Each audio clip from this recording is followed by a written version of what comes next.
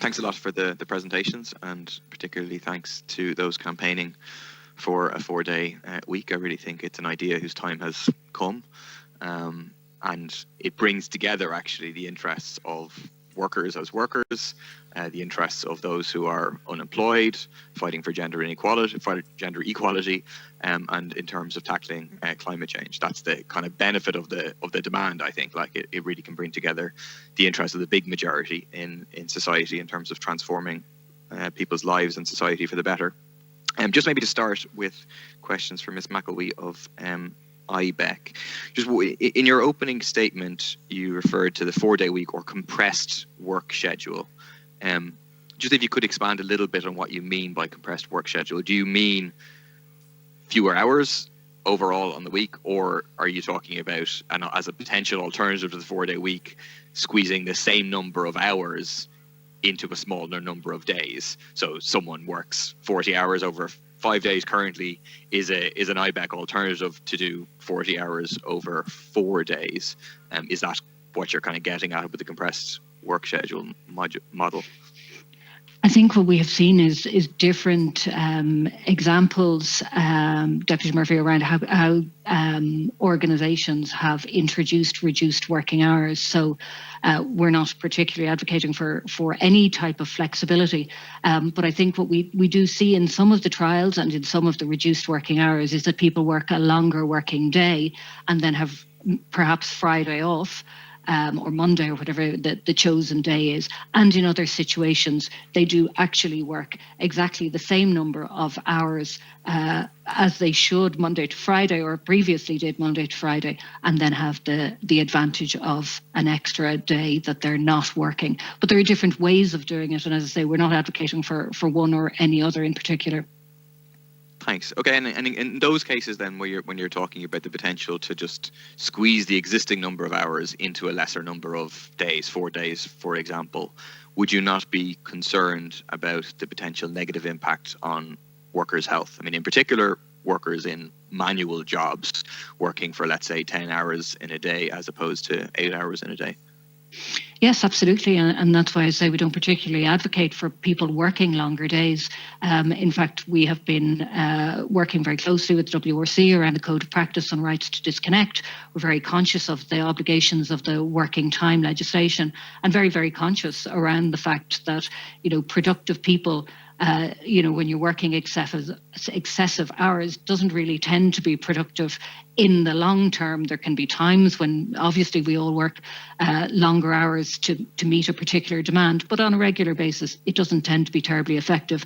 So therefore, there are challenges around compressing the work week. And we do know that from some of the trials that, excuse me, please, we do know that from some of the trials that there have been challenges and feedback from employees who have said they found it very stressful to try and work at the increased pace of the shorter working week, that it didn't necessarily fit into certain organisations or even certain departments within certain organisations, and that it was better to spread the hours over the full week rather than try and compress the work into 4 days, but not necessarily to work longer days, but to actually just compress out all the general day-to-day interaction. So to take out some of the breaks, maybe to shorten lunch breaks, to, do away with a lot of the social engagement that actually is very important for people's mental health and well-being in the workplace, that chat and opportunity to, spend some time together and know your colleagues outside of just their particular work interests. Thanks. I mean, I think you have a point there. The question is what to do about that. For me, the point about what to do about that is not to have a model whereby we try to extract 25% more productivity from workers on a per hour basis, because precisely workers are already very heavily managed. Their time is very heavily managed in many cases, and already have stressful lives. But I think it's to accept that you've a 4-day week and an employer pays a certain cost for that. So that relates to the other question I was going to ask you. I just finished reading a book by Jason Hickel called Less is More. And he makes the point that gains in labour productivity have been appropriated by capital. Instead of shortening the working week and raising wages, companies have pocketed the extra profits and required employees to keep working just as much as before. In other words, productivity gains have been used not to liberate humans from work, but rather to fuel constant growth. And people who have looked at, the evolution of the working hours of the past few decades certainly will see that productivity has increased, and yet workers find they continue to work the same amount. And if you look over that period of time at the share of wealth created, say share of GDP or share of GNI, going to profit, it has increased pretty much year on year. You go back to 1960, 32% of GDP was going to profit. Now it's up at over 50%, and proportionately the share going to labour has gone down. Given that massive increase in profit share that has happened in this country, would you share that assessment that that's what's been taking place, and accept that actually a 4-day week is one way of rectifying that? I think it's probably a much bigger question with respect to Deputy Murphy than the issue around how we might trial or implement a 4-day work week. I think clearly we have seen very significant advances in productivity and how people work, much of which has been augmented by industrialization and technology and new and more efficient methods of working. So I think without a doubt we have seen very significant changes in how people work. I think when we look at what we hear back through member companies and what their employees are telling them is what they're really looking for in terms of their work-life balance is around additional flexibility. It's the ability to be able to quite rightly disconnect when their working day is done. It's the ability to be able to flex around childcare, to flex around education, to be able to take maybe time out of the working day or the working year to pursue other interests rather than just one single model.